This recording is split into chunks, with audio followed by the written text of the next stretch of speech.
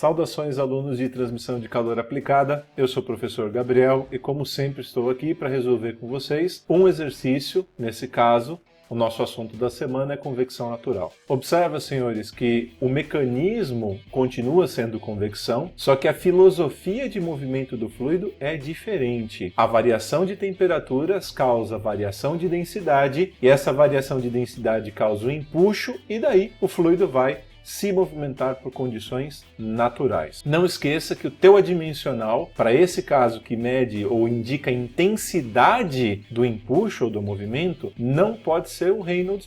Reynolds é largamente usado para convecção forçada. Quando a gente pensa em convecção natural, o nosso adimensional agora será Grashof, ou melhor, Grashof versus Prandtl, que é o número de Rayleigh. Enquanto eu falava aqui, acredito que vocês podem voltar um pouquinho o vídeo e efetivamente pausar e fazer uma leitura no enunciado. Tá na lista de exercício de vocês, tá? A gente tem 5 exercícios, dos quais vão ficar 4 aí para vocês terminarem, para se divertirem ao longo da semana. E no dia de hoje eu queria resolver esse porque ele é um tanto quanto interessante do ponto de vista das respostas. Vocês já fizeram a leitura, tenho certeza, e daqui para frente a gente pode começar com a solução. Primeira condição é que ele quer comparar 3 condições. A placa aquecida numa condição vertical e a placa aquecida numa condição horizontal, onde eu estou observando a troca de calor pela parte de cima, ora ou pela parte de baixo da placa, tá legal? Então nessa condição, os seus coeficientes de troca de calor vão ser diferentes. Aqui não é placa plana, vai dar sempre o mesmo coeficiente. Por quê? Mudar a posição geométrica no espaço da placa, ou movimentar ela no espaço, faz com que a dinâmica do escoamento mude, e se a dinâmica do escoamento muda, o campo de velocidades muda, então logo, para cada situação que eu tiver da placa em relação à aceleração da gravidade, eu vou ter coeficientes de transferência de calor diferentes. É importante você saber que quanto menor for o bloqueio que você proporcionar para o fluido, maior vai ser a intensidade da velocidade, e aí, tão logo, maior é o seu coeficiente médio de transferência de calor. Tá legal? Vamos calcular começando com o item A, que é a placa na vertical.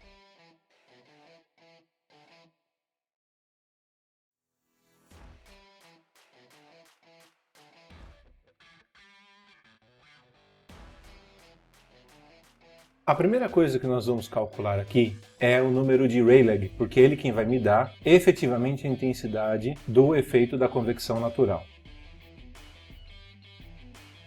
O nosso comprimento característico depende, para qualquer condição, da posição da peça em relação à aceleração da gravidade. Isso porque a perda de carga que eu vou ter, ou a dificuldade no escoamento, está intimamente relacionado com a posição da peça, uma vez que é o próprio fluido que se movimenta por variação de densidade. Observando o formulário de vocês, quando nós estudamos placas verticais, o comprimento característico que nós temos é esse L, e para qualquer que seja a forma geométrica que está indicada aqui, eu estou assumindo que a direção do vetor da aceleração da gravidade está sempre orientada para baixo. Como isso é uma placa quadrada, é impossível que você se confunda qual é o L da placa. Agora, cuidado, se você estiver estudando placas retangulares, supondo que a indicação do vetor da aceleração da gravidade está orientado nesse sentido, se eu olhar para esse primeiro caso, o nosso LC será essa medida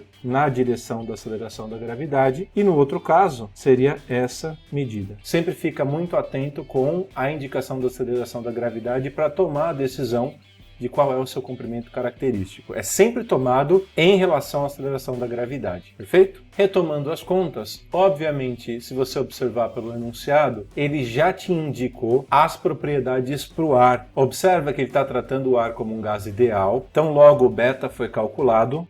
E, obviamente, essa temperatura, para as correlações que a gente usa, é a temperatura de filme, que é uma média entre superfície e fluido. Observa que, se eu fizer uma média entre superfície e fluido, vai dar 60 graus Celsius. 60 graus Celsius mais 273 é 333. Então, 1 sobre 333 é o valor do nosso beta. As outras propriedades ele já colheu de uma tabela de propriedade termodinâmica. Tá legal? Muito bem. Vamos calcular, então, o valor desse número de Rayleigh.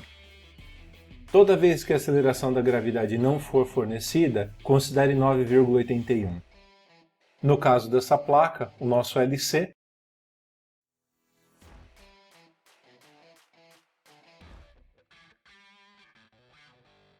uma condição que vocês devem tomar muito cuidado toda vez que estão calculando o número de Rayleigh é se certificar que está elevando a viscosidade cinemática ao quadrado. Um erro muito comum que os senhores têm é de esquecer de elevar a viscosidade cinemática ao quadrado e aí isso vai incorrer num erro catastrófico. Muito bem, com esse número de Rayleigh estabelecido, eu vou pegar a correlação empírica. No range de 7/10 a oitava, nós estamos dentro desse intervalo de validade, então logo essa será a nossa correlação empírica. Lembra que o número de Nusselt, tanto para convecção natural quanto para convecção forçada, ele é mantido sempre o mesmo, tá? E o mesmo comprimento característico que você usar no número de Rayleigh é o mesmo comprimento característico que eu vou usar em Nusselt, à exceção de quando você trabalha com o S ótimo das aletas. Lá tem que ficar um pouco atento porque é o único caso onde eles são diferentes.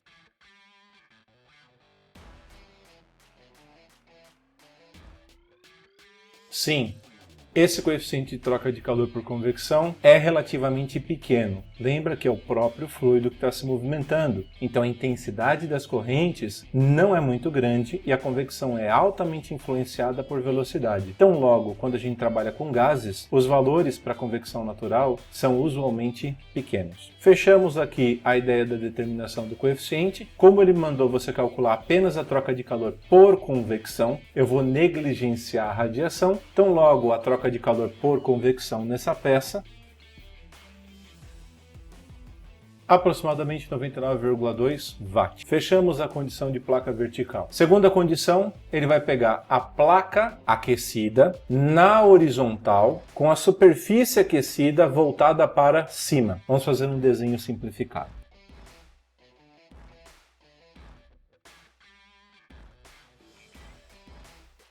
Observa que provavelmente a dinâmica do escoamento que a gente tem nessa condição não é igual à dinâmica do escoamento que a gente tinha para placa vertical. Aqui, o fluido é atrapalhado pelas tensões de cisalhamento na região de proximidade da placa, junto com a própria briga das tensões de cisalhamento nas próprias camadas do fluido. Nota que quando eu estiver pensando na placa com a face quente voltada para cima, é um tanto quanto óbvio imaginar que aqui o fluido vai subir mais livremente. Então ele só briga com as próprias camadas, tão logo o campo de velocidades dessa placa vai ser certamente maior do que o campo de velocidades obtida nessa condição. Se eu calcular o coeficiente de troca de calor, eu já espero obter um valor do H na situação B maior do que o H que eu obtive na situação A. Muito bem, vamos calcular então esse número de Rayleigh.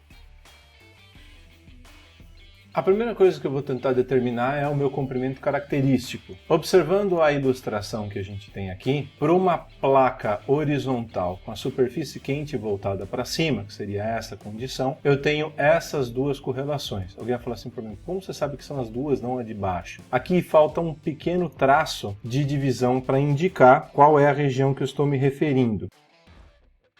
Certo? Você pode completar isso no seu formulário. Aqui eu tenho área de superfície dividido pelo perímetro. É bem parecido com a ideia de diâmetro hidráulico e é bem parecido com a condição de área e perímetro que a gente usa em aletas. Óbvio que não tem nada a ver com isso, tá? É somente uma analogia, legal? Então, no caso, como eu estou trabalhando com a placa horizontal, essa daqui é a minha placa, a área da superfície e o perímetro formado por essa área de superfície.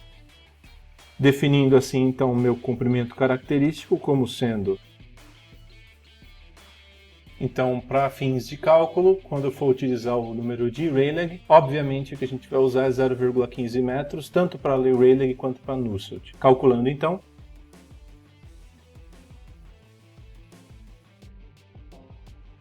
com esse valor de Rayleigh, nós vamos cair na condição da correlação de 10 à sétima até 10 elevado à 11ª.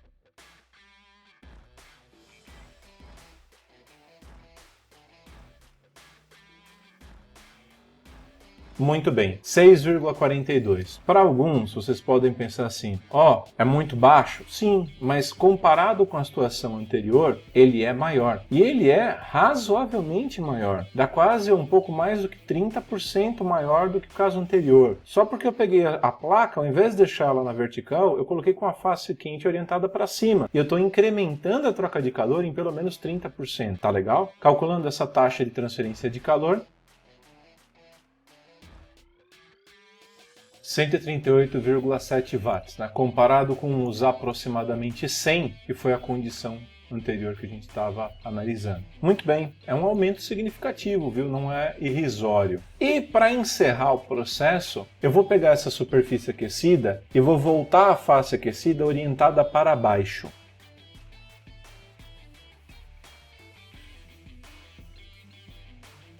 Observa que essa é a pior situação possível para a dinâmica do escoamento. Por quê? À medida com que o fluido vai sendo aquecido nas proximidades da placa, ele vai ser obrigado a subir, sendo restringido pela existência da placa. Então, logo, eu vou ter uma corrente ascendente principal e ela posteriormente vai sendo indicada ou atravessando as regiões laterais. Isso faz com que eu tenha uma imensa perda de energia mecânica, resultando num campo de velocidades bem menor do que qualquer outra condição que a gente viu até agora. Então eu espero que das três opções, essa me dê a pior condição de transferência de calor possível. Observa que aqui a gente vai conseguir economizar algum tempo. Por quê? A face quente orientada para baixo, ela resulta no mesmo comprimento característico. Nota também que nós estamos com a mesma diferença de temperatura, o mesmo fluido, tão logo as mesmas propriedades, e efetivamente isso vai resultar no mesmo número de Rayleigh. E alguém pode estar se perguntando, ora, mas então vai dar o mesmo coeficiente de troca de calor por convecção? Não, porque as constantes da expressão que a gente vai usar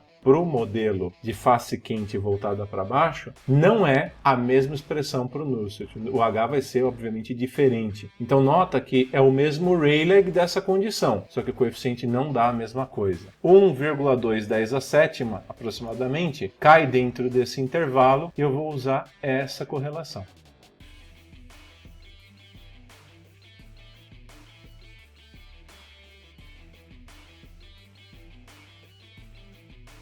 Olha lá, aproximadamente 3 watts por metro quadrado Kelvin, a pior situação que a gente tem do ponto de vista da convecção natural. Observa que isso acontece por causa das restrições no escoamento que vão diminuir o campo médio da velocidade. Muito bem, calculando a taxa de transferência de calor nessa situação também,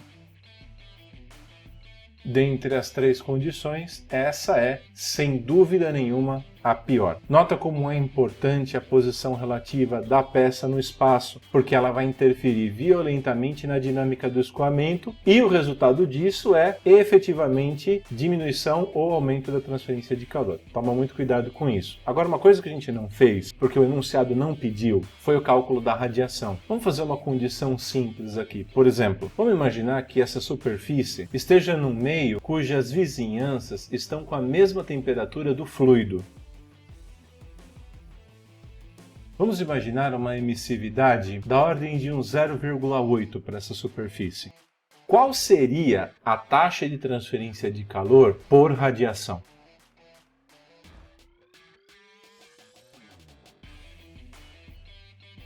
Observa que, se eu estivesse pensando na radiação, a gente está transferindo algo em torno de, nessas condições, 146 watts. Radiação, num problema que envolve convecção natural, não é um efeito desprezível. Ele normalmente tem a mesma ordem de grandeza que a convecção. Então, se você comparar com todas as outras condições, a radiação ela é tão relevante quanto as outras. E também, se ele tivesse te pedido a troca de calor total, você teria que ter somado em cada uma dessas condições da convecção essa troca de calor por radiação. Tá legal? Muito legalzinho, bem simples a resolução do problema. Espero que vocês tenham gostado. Fiquem com Deus e tchau!